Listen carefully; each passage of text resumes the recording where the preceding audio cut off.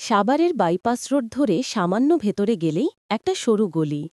গলিটার আজও বাতাসে মিশে থাকে রুক্ষ ধুলোর গন্ধ, পুরনো সিমেন্টের শীতলতা আর এক ধরনের অজানা কাঁপন। ঠিক সেখানেই একসময় দাঁড়িয়েছিল ৭ নম্বর বিল্ডিং। এখন শুধু ভাঙা পিলারের কঙ্কাল, মরিচা ধরা লোহার কাঠামো আর এক গভীর কান্নার মতো নীরবতা। মানুষ তাকে রানা প্লাজা বলে চেনে, কিন্তু স্থানীয়রা আজও নামটা মুখে আনে না। ওদের কাছে এটা একটা অভিশাপ। তারা শুধু বলে, ওই জায়গাটা, ওই দিকটা, ওই অভিশাপ। মনে হয় নামটা উচ্চারণ করলেই মাটির নিচে ঘুমিয়ে থাকা পুরনো কোনো পাপ আবার জেগে উঠবে। আমি একজন লেখক। আমি ভূত খুঁজতে যাই না, আমি খুঁজে ফেরি সত্য। আর সেই সত্যের মুখোমুখি হয়েছিলাম ২০২৩ সালের মার্চের এক বিকেলে। বিকেল তখন ফুরিয়ে আসছে। আকাশ জুড়ে কমলা লাল আলো, যা ভাঙা রডের মাথায় পড়ে রক্ত জমাটের মতো ঝলমল করছিল। খবর করার জন্য নয়, নিছক কৌতূহলেই গিয়েছিলাম। ভাঙা বিল্ডিংয়ের পাশে ছোট্ট একটা চায়ের দোকান চালান আব্দুল করিম চাচা। বয়স ৭০-এর কাছাকাছি, চোখের কোণে জমে থাকা বহু বছরের ঘুমহীন রাতের ছাপ। আমি চায়ের কাপ হাতে নিয়ে জিজ্ঞেস করলাম, চাচা, এখানে এখনো কেউ আসে? চাচা ধীরে চা চুমুক দিয়ে বললেন, মানুষ আসে না বাবা, সাহস করে না কেউ, তবে শব্দ আসে। আমি অবাক হয়ে বললাম, শব্দ? চাচা চারপাশে তাকিয়ে ফিসফিস করে বললেন, রাতে মনে হয় সেলাই মেশিন চালে, চি চি চি, টক টক টক, যেন কেউ খুব তাড়াহুড়ো করে কাজ শেষ করতে চাইছে। আমি হেসে বললাম, হয়তো পাশের কোনো ফ্যাক্টরির শব্দ হবে। চাচা মাথা নাড়লেন জোরে, না রে বাবা, এই দিকের সব ফ্যাক্টরি বন্ধ, রাতে এখানে শুধু কুকুর ডাকে। কিন্তু ওই বিল্ডিং থেকে আসে সেলাই মেশিনের শব্দ। মনে হয় তারা এখনও কাজ শেষ করেনি। তার চোখে তখন ভয় আর একরাশ বিষণ্ণতার ছায়া। আমার হাসিটা মিলিয়ে গেল। রাত নেমে এলো দ্রুত। চারপাশটা যেন এক বিশাল কালো ক্যানভাস, আর তার মাঝখানে ভাঙা বিল্ডিংটা অভিশাপের মতো দাঁড়িয়ে। আমি টর্চ আর ক্যামেরা নিয়ে ভেতরে ঢুকলাম। বাতাসটা অদ্ভুত ঠান্ডা, যেন গ্রীষ্মের দুপুরেও এখানে বরফ জমে থাকে। প্রতিটি ধাপে মনে হচ্ছিল মাটির নিচে কোথাও কেউ শ্বাস নিচ্ছে। ভাঙা সিঁড়ি, ছেঁড়া তারের জাল, কাদামাখা নীল পাড়ের একটা শাড়ির টুকরো। মনে হলো কেউ পড়ে গেছে, কেউ চেয়েছিল উঠতে কিন্তু পারেনি। হঠাৎ টর্চের আলো পড়ল দেয়ালে। সাদা ধুলোর ওপর স্পষ্ট ৫টা আঙুলের ছাপ, যেন শেষ মুহূর্তে কেউ বাঁচতে চেয়ে থেমে গিয়েছিল। তবুও সবচেয়ে ভয়ঙ্কর দৃশ্যটা তখনও বাকি। তৃতীয় তলায় উঠতেই শুনলাম খুব ক্ষীণ কিন্তু স্পষ্ট এক শব্দ, চি চি চি, টক টক টক, যেন কেউ দ্রুত সেলাই করছে। আমি থেমে গেলাম, বাতাস থেমে গেল।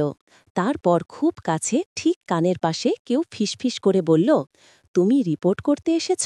আমি টর্চ ঘুরিয়ে দেখলাম কেউ নেই, শুধু আধভাঙা একটা সেলাই মেশিন আর তার পাশে মরিচা ধরা নামফলক, শিউলি বেগম, লাইন ৭। আমার শরীর ঠান্ডা হয়ে গেল। পরের দিন সকালে আমি পাশের বস্তিতে গেলাম। সেখানে রুমা নামে এক মেয়েকে পেলাম। সে সেই দিনই কাজ করছিল ওই ভবনে। তার চোখের নিচে কালচে দাগ, মুখে নিস্তেজ ক্লান্তি। সে বলল, আগের দিনই বিল্ডিংয়ে খাটল পড়েছিল। আমরা সবাই ম্যানেজারকে বলেছিলাম কাজ বন্ধ করতে। কিন্তু সে চিৎকার করে বলল, একদিন কাজ না করলে বেতন কাটা যাবে। আমরা নিরুপায় হয়ে ঢুকেছিলাম। তার গলা কেঁপে উঠল। সকাল ৮টা ৫৭-তে ভবনটা ধসে পড়ে। আমার পাশের মেয়েটা শিউলি বাঁচেনি। ওর হাতের ঘড়িটা থেমে গেছিল ঠিক ৯টা ৬ মিনিটে।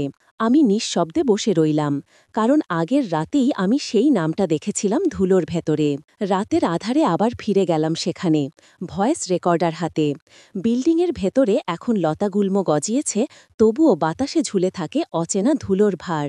রেকর্ডার চালাতেই শোনা গেল, চি চি চি, টক টক টক, তারপর ক্ষীণ এক নারী কণ্ঠ, আমরা এখনও কাজ করছি। আমার হাত কাঁপছিল, টর্চ পড়ে গেল। আলোয় দেখলাম কেউ নেই, শুধু বাতাসে উড়ছে ছেঁড়া কাপড়ের টুকরো, যেন কেউ সেলাই করছে অদৃশ্যভাবে। আর একটা কণ্ঠ এলো, লাইন বন্ধ করো না, পিস শেষ হয়নি। আমার মনে হলো ওরা চিরকাল এখানে আটকে আছে, একটা অসমাপ্ত কাপড়ের টুকরো সেলাই করে যেতে, যেন কাজ শেষ না হলে আজও তাদের বেতন কাটা যাবে। ১ সপ্তাহ পর শহরে ফিরে রেকর্ডটা বিশ্লেষণ করালাম। সাউন্ড ইঞ্জিনিয়ার বিস্ময়ে বলল, এটা শুধু মেশিনের শব্দ না, এর মধ্যে মানুষের হার্টবিট ফ্রিকোয়েন্সি আছে, যেন কেউ আতঙ্কে দ্রুত শ্বাস নিচ্ছে। আমি চুপ করে রইলাম, কারণ আমি জানতাম ওরা এখনও আছে। ওরা ফিরে আসে প্রতি বছর ২৪ এপ্রিল রাতে।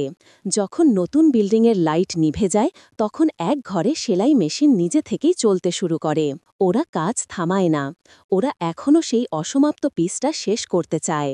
বিদায় নেওয়ার সময় করিম চাচা আমার হাত ধরলেন, চোখের কোণে অদ্ভুত শান্তি নিয়ে বললেন, তুমি কি জানো বাবা, যে মাটিতে শত শত মানুষ শেষ নিঃশ্বাস ফেলেছিল, সেই মাটিতেই যখন নতুন কারখানা হয়, প্রথম কাপড়টা কে সেলাই করে? আমি উত্তর দিতে পারলাম না, শুধু দেখলাম সূর্যের শেষ আলো ভাঙা কাছে প্রতিফলিত হচ্ছে।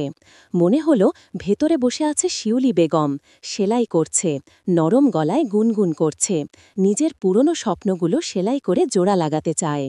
আর তার গানের তালে বাজছে সেই চেনা শব্দ, চি চি চি, টক টক টক। তুমি জানো, সাভারের ৭ নম্বর বিল্ডিং আজও নীরব নয়। হয়তো ওরা এখনও সেলাই করছে সেই শেষ না হওয়া পিসটা, যেন তাদের বেতন না কাটা যায়। এই গল্পটা শেয়ার করো, হয়তো শিউলি বেগমের কাজটা এবার সত্যিই শেষ হবে।